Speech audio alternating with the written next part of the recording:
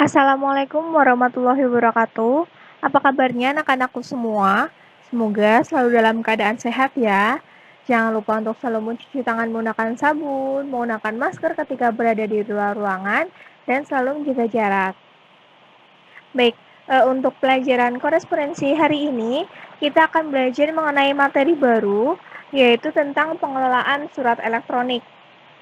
Saya yakin anak-anak semua sudah tidak asing lagi dengan apa yang namanya surat elektronik. Namun, di materi kali ini kita akan bahas lebih mendalam sebenarnya surat elektronik itu apa saja sih yang perlu anak-anak ketahui, bagaimana cara penggunaannya, serta etika apa saja yang harus anak-anak perhatikan ketika berkomunikasi menggunakan surat elektronik, apalagi jika berada di situasi ataupun di lingkungan perkantoran ataupun lingkungan resmi. Oke, sebelum kita masuk lebih lanjut tentang materinya, alangkah lebih baiknya kalau kita berdoa terlebih dahulu ya. Berdoa dipersilahkan. Baik, cukup. Untuk agenda pembelajaran hari ini, kita akan belajar mengenai apa itu surat elektronik, kemudian kelebihan serta kekurangannya, kemudian lagi ada cara membuat email, walaupun mungkin anak-anak semua sudah punya email ya, baik itu email dalam bentuk Microsoft, Gmail, Yahoo, ataupun Gmail. Kemudian yang keempat adalah bagaimana etika dan cara penanganan surat elektronik di dunia perkantoran.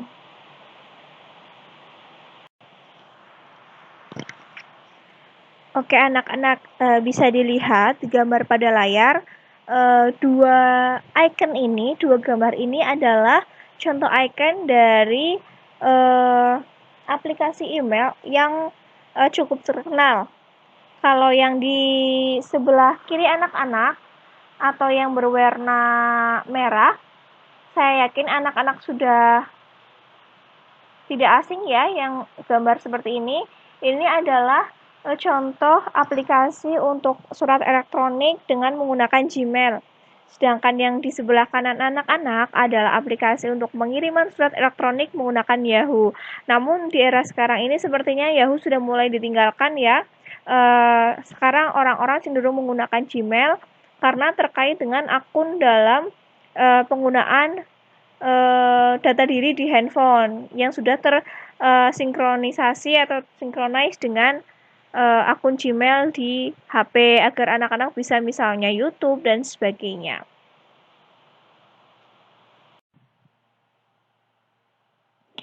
Baik, kita langsung ke materi yang pertama, yaitu tentang pengertian surat elektronik.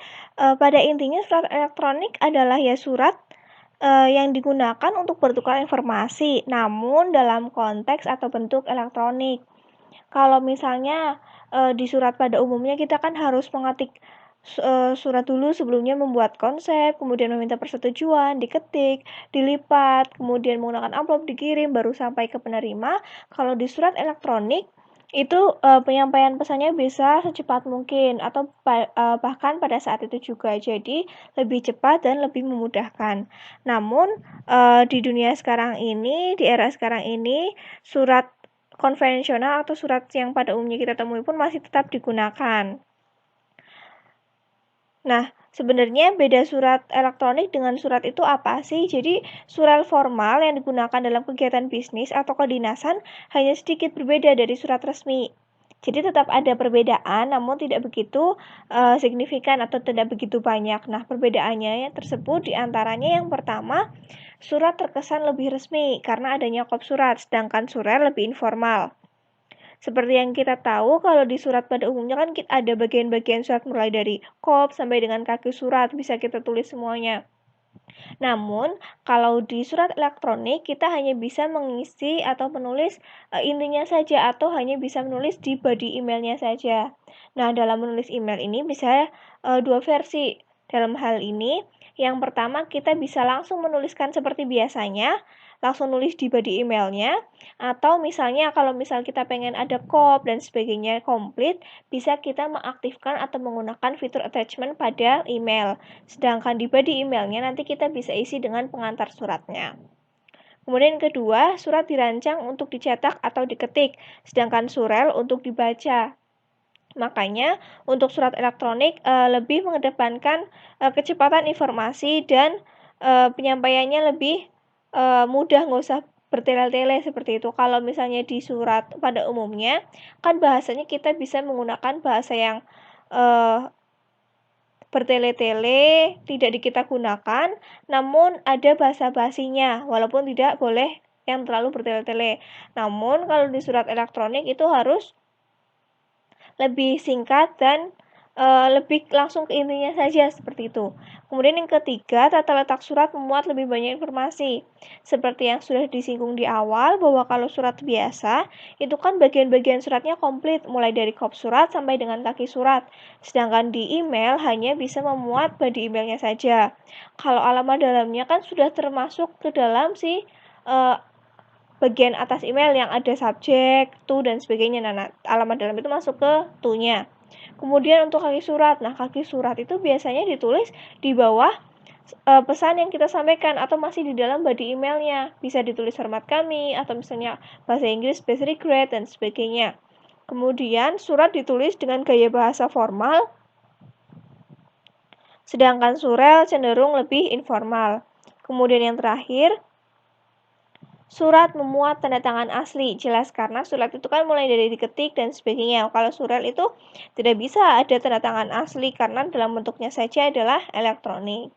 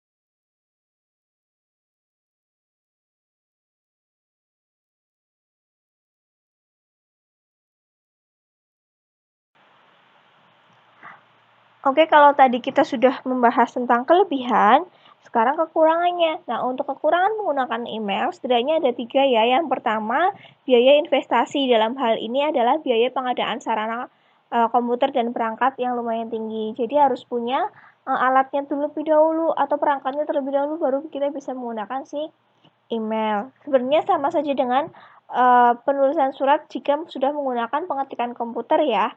Kemudian yang kedua, jika terjadi gangguan pada komputer, maka pelayanan email akan terganggu. Sekarang kalau misalnya perangkatnya terganggu atau rusak, bagaimana kita beroperasi menggunakan email, sementara email itu harus kita buka di komputer. Salah satu solusinya yang bisa gunakan adalah bekerja menggunakan handphone. Tapi kan kalau di handphone ada kesulitan di mana layarnya kecil, apalagi semisal ada pegawai yang sudah sepuh atau misalnya sudah bukan usia muda, seperti itu akan kesulitan ketika menggunakan email dan di handphone. Yang ketiga, ada kaitannya seperti yang tadi saya sampaikan. Jika tidak mempunyai kemampuan mengoperasikan komputer, pengiriman email juga tidak mungkin bisa dilaksanakan. Jadi untuk penggunaan email ini harus diimbangi dengan kemampuan pengoperasian dari si pekerjanya agar bisa menjadi efektif dan efisien. Sekarang kalau misalnya alatnya canggih, tetapi pegawainya tidak bisa mengoperasikan, kan sama saja seperti itu. Nah, materi selanjutnya adalah tentang cara membuat email, namun sebenarnya saya yakin anak-anak semua sudah memiliki email ya, apalagi di era sekarang ini. Handphone-handphone yang anak-anak miliki pasti sudah canggih dan dilengkapi dengan fitur akun Gmail yang harus anak-anak punya untuk bisa digunakan ketika menggunakan handphone untuk bisa menikmati fitur-fitur yang ada, misal YouTube, email, Google Maps, kemudian pencarian Google Drive, dan sebagainya. Namun, di sini akan tetap kita ulas sedikit tentang cara membuat email itu seperti apa. Yang pertama, jelas kunjungi alamat Gmail-nya terlebih dahulu ya. Kemudian bisa kita klik buat akun. Setelah buat akun, kita bisa buat nama emailnya seperti apa, serta sandinya. Sandi harus minimal 8 karakter dengan campuran huruf, angka, dan simbol. Kemudian bisa kita klik selanjutnya atau berikutnya. Kemudian bisa kita verifikasi atau isi nomor HP kita. Nah, nomor HP itu bisa digunakan untuk lebih dari satu email. Jadi, misal kalian punya email lebih dari satu, bisa gunakan nomor yang sama. Kemudian kalau sudah, klik berikutnya. Kemudian kalau sudah, tunggu SMS-nya. Akan ada SMS yang masuk dan dari kode tersebut kita bisa tuliskan untuk memasukkan kode verifikasi. Setelah itu kita verifikasi email baru. Kalau sudah, kemudian isi form-form yang muncul mulai dari alamat pemulihan, tanggal, gender, dan sebagainya. Kemudian klik berikutnya. Kemudian kita harus baca kebijakan privasi. Dalam hal ini, kalau kita tetap ingin membuat email, kita harus setuju. Namun jika kita merasa tidak setuju dengan kebijakan privasi yang diterapkan, kita bisa mengklik tidak setuju, namun resikonya kita tidak bisa membuat email tersebut ya, karena kita tidak setuju atas kebijakan privasi yang pihak Google berikan. Kemudian email berhasil dibuat, jadi kita sudah bisa menggunakan fitur-fitur email yang ada. Selesai, jadi emailnya bisa kita gunakan untuk keperluan bisnis, pribadi, maupun keperluan sosial lainnya. Oke, yang selanjutnya adalah etika dalam menggunakan surel. Jadi walaupun suratnya dalam bentuk elektronik, tetap harus ada etika-etika yang harus kita terapkan. Etika itu ada dimanapun ataupun dalam kegiatan apapun. Dalam bermedia sosial pun kita harus punya etika yang baik. Nah, untuk etika menggunakan surel, ada setidaknya 6 yang harus kita perhatikan. Yang pertama adalah dalam mengutip tulisan orang lain, selalu usahakan mengutip seperlunya. Jadi jangan mengutip semua perkataan orang dan sebagainya. Dan ketika kita mengutip, kita sampaikan kita mengutip perkataan siapa. Jadi tidak terkesan plagiat. Kemudian yang kedua, jangan menggunakan huruf kapital karena dapat menimbulkan kesan berteriak. Jadi gunakan huruf seperti biasa, sesuai dengan EYD, di mana huruf besar hanya di awal kalimat, kemudian untuk kata-kata tertentu, dan sebagainya. Yang ketiga, tetap gunakan kata-kata yang santun dan sopan serta formal. Yang keempat, jangan mengirim surel dengan lampiran yang terlalu besar, lebih dari 512 KB. Dalam hal ini, bukan berarti tidak boleh ya, tetapi diusahakan jangan sampai lebih karena akan menyebabkan lamanya terdownload, kita tidak tahu kondisi si penerima bagaimana, dan sebagainya.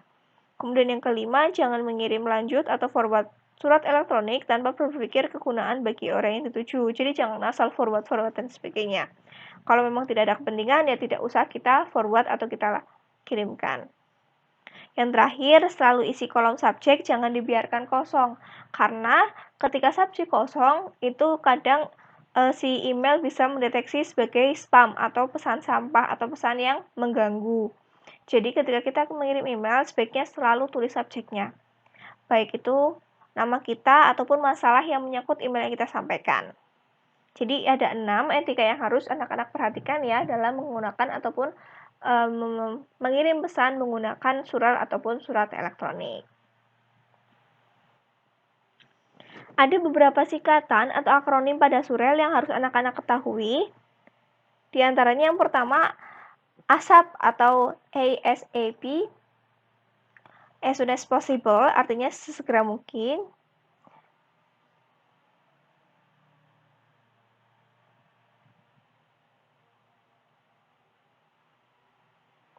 Kemudian calendar year atau tahun kalender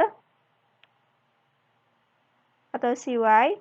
Kemudian FYI, for your information, sebagai info. IOU atau IOU, saya berhutang padamu. PS atau postscript, tambahan. Kemudian by the way atau ngomong-ngomong. See you later, sampai nanti. Face to face, berhadapan muka. Go to go, harus pergi sekarang. IMHO atau in my humble opinion, menurut pendapat saya. Kemudian yang selanjutnya, IOW atau in other words, dengan kata lain. NP atau no problem, tidak masalah. OIC atau saya paham. TIA atau thanks in advance, terima kasih sebelumnya. Dan yang terakhir adalah WhatsApp atau ada apa. Namun dari semua singkatan dan akronim-akronim yang ada ini tidak mewakili semua akronim yang ada ya. Ini hanya contoh-contoh singkatan dan akronim yang biasanya muncul atau bisa digunakan dalam surat elektronik. Bisa anak-anak kembangkan sendiri dan anak-anak cari tahu sendiri singkatan dan akronim apa saja yang biasanya digunakan dalam surat elektronik. Nah, anak-anak, materi untuk penggunaan surat elektronik telah selesai. Bagaimana? Apakah ada sedikit gambaran atau masih bingung? Jika masih ada yang ingin dipertanyakan atau masih bingung, bisa anak-anak tanyakan di grup kelas ataupun di e-learning milik sekolah kita ya. Kalau begitu, sekian untuk pertemuan kali ini. Mohon maaf apabila ada kesalahan. Semoga pertemuan kali ini bermanfaat. Wassalamualaikum warahmatullahi wabarakatuh.